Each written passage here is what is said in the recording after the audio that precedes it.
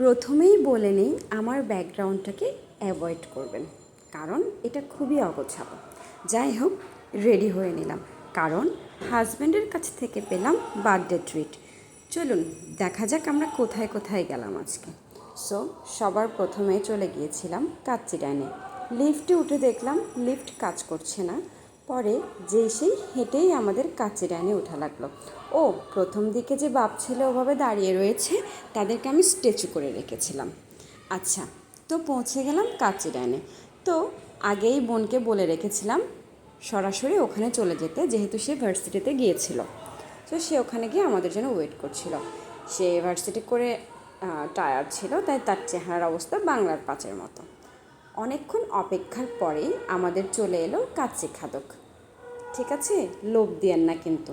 তাই খাওয়াটা ওভাবে দেখালাম না, শুধু দেখালাম আমার ছেলের নাল্লি খাওয়ার বিষয়টা। সে খেতে নিয়েছিল হাড়টা, সো টান দিয়ে একটু নিয়েও নিল। কী যে হাস্যকর ছিল ব্যাপারটা। খেয়ে দিয়ে আবার খেতে চলে গেলাম ভেলপুরি। এটাতে কি আমাকে কেউ আটকায়? আর আমি যখন জামাল খান যাব, ভেলপুরি না খেয়ে কীভাবে আসে বলেন? পুরো একটা ভেলপুরি মুখের ভিতর দিয়ে চিবোতে সেই মজা।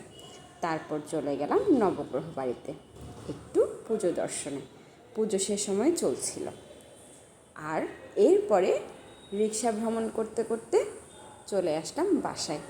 তো আজকে আমার জন্মদিনের ট্রিটটি ভালো ছিল।